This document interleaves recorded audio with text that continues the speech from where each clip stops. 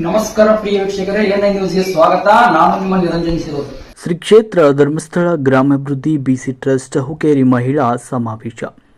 ಆಹಾರ ಪದ್ಧತಿಯ ಬಗ್ಗೆ ಸರಿಯಾದ ಶಿಕ್ಷಣವನ್ನು ಪಡೆದು ಉತ್ತಮ ಆಹಾರವನ್ನು ಸೇವಿಸಬೇಕು. ಗರ್ಭಿಣಿ ಮಹಿಳೆಯರು ತಮ್ಮ ಆರೋಗ್ಯದ ಬಗ್ಗೆ ಕಾಳಜಿ ವಹಿಸಿಕೊಂಡು ಹೆರಿಗೆ ನಂತರ ಮಗುವಿನ ಆರೈಕೆ, ಸ್ತನ ಕ್ಯಾನ್ಸರ್ ಮೊದಲಾದ ಆರೋಗ್ಯದ ಸಮಸ್ಯೆಗಳ ಕುರಿತು ಮಾರ್ಮಿಕವಾಗಿ ಭಾರತಿ ಮಗದುಂ ಅವರು ಮಾತನಾಡಿದರು. ವಿಚಾರಗೋಷ್ಠಿಯನ್ನು ಉದ್ಘಾಟಿಸಿದ ನಾಗನೂರಿನ ಶ್ರೀ ವೀರಭದ್ರೇಶ್ವರ ದೇವಸ್ಥಾನ ಜಗದ್ಗುರು ಶ್ರೀ ರೇಣುಕಾಚಾರ್ಯ ಶಿವಲಿಂಗ ಆಶ್ರಮ ಹಿರೇಮಠದ ಮಾತೋಶ್ರೀ ಡಾಕ್ಟರ್ ಕಾವ್ಯಶ್ರೀ ಅಮ್ಮನವರು ಈ ಸಂದರ್ಭದಲ್ಲಿ ಮಾತನಾಡಿದರು. ಚಿಕ್ಕೋಡಿ ಜಿಲ್ಲಾ ನಿರ್ದೇಶಕ ವಿಠ್ಠಲ ಸಾಲ್ಯಾನ್, ವಿಜಯ ಕರ್ನಾಟಕ ರಕ್ಷಣಾ ವೇದಿಕೆಯ ಮಹಿಳಾ ಘಟಕದ ರಾಜ್ಯ ಕಾರ್ಯದರ್ಶಿ ಜಯಶ್ರೀ ಮತ್ತಿಕೊಪ್ಪ ಮಾತನಾಡಿದರು.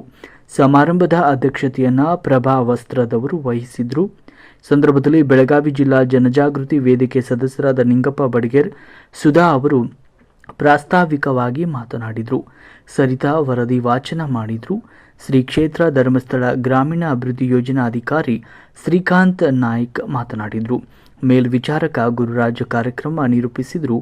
ಮೇಲ್ವಿಚಾರಕರಾದ ಚಂದ್ರಶೇಖರ್, ರಮೇಶ್, ಶಿವು, ರವಿ ಮತ್ತು ಹುಕ್ಕೇರಿ ತಾಲೂಕು ಸೇವಾ ಪ್ರತಿನಿಧಿಗಳು ಈ ಸಂದರ್ಭದಲ್ಲಿ ಉಪಸ್ಥಿತರಿದ್ದರು. ವರದಿ ನಿರಂಜನ್ ಸಿರೂರ್, ಎ9 ನ್ಯೂಸ್, ಬೆಳಗಾವಿ. ಆದ್ರೆ ಅವರು ದುಡ್ಡು ಕೊಡ್ತಾರೆ, ಬಡ್ಡಿ ಕಟ್ಟಿಸ್ಕೋತಾರೆ, ಯಾವ ಒಳ್ಳೆ ಸಂಸ್ಕಾರವನ್ನು ಕೊಡೋದಿಲ್ಲ.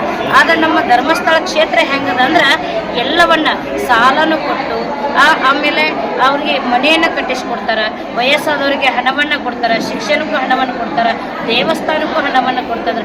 ಇದು ಇಲ್ಲ ಅನ್ನಂಗಿಲ್ಲ. ಸಾವಿರಾರು ಯೋಜನೆಗಳು ನಮ್ಮ ಸರ್ಕಾರದಲ್ಲಿ ಸಿಗ್ಲಾರ್ತಕ್ಕಂಥ ಯೋಜನೆ ಎಲ್ಲಿ ಸಿಗ್ತೈತೆ ಅಂದ್ರೆ ನಮ್ಮ ಧರ್ಮಸ್ಥಳ ಯೋಜನೆಯನ್ನು ಸಿಗ್ತೈತೆ ಅಂತ ನಾನು ಹೇಳಕ್ಕೆ ಇಚ್ಛೆಪಡ್ತೇನೆ. ಯಾಕೆ ಕೆಲಸ ನಮ್ಮ ಧರ್ಮಸ್ಥಳ ಕ್ಷೇತ್ರ ಕೆಲಸವನ್ನು ಸಮಾಜ ಸೇವೆಯನ್ನು ಮಾಡ್ತಾ ಇದ್ರೆ ಹೀಗೆ ಇನ್ನೂ ಉನ್ನತ ಸ್ಥಾನಕ್ಕೆ ಸೇವೆಯನ್ನು ಸಲ್ಲಿಸ್ಕೊಂತ ಹೋಗ್ಲಿ ಅಂತ ಹೇಳ್ತಾ ಇಷ್ಟ ಹೇಳಿ ನಾನು ಅಪೇಕ್ಷೆನ ಮಾಡ್ತೇನೆ.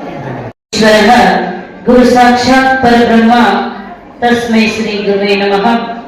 ಗ್ರಾಮದ ಅಧಿದೇವತೆಯನ್ನ ಮೊದಲು ಮಾಡಿಕೊಂಡು, ಗ್ರಾಮದ ಶ್ರೀ ಮಂಜುನಾಥರನ್ನ ಮೊದಲು ಮಾಡಿಕೊಂಡು, ಹಾಗೂ ವೇದಿಕೆ ಮೇಲೆ ಆಶೀರ್ವಾದ ಆಗಿರ್ತಕ್ಕಂಥ ಅವರಿವರೆನ್ನದೇ ಎಲ್ಲ ಧನ್ಯಮಾನ್ಯರಿಗೂ ಹಾಗೂ ಹೇಮಾಂತಿ ಅಮ್ಮನವರ ಮೊದಲು ಮಾಡಿಕೊಂಡು, ಹಾಗೂ ಎಲ್ಲ ನನ್ನ ತಾಯಿಯರ ಬಳಗನ್ನ ಮೊದಲು ಮಾಡಿಕೊಂಡು, ಅವರಿವರೆನ್ನದೇ ಎಲ್ಲ ನನ್ನ ಎಲ್ಲ ಸದ್ಭಕ್ತರಿಗೂ ಶರಣು.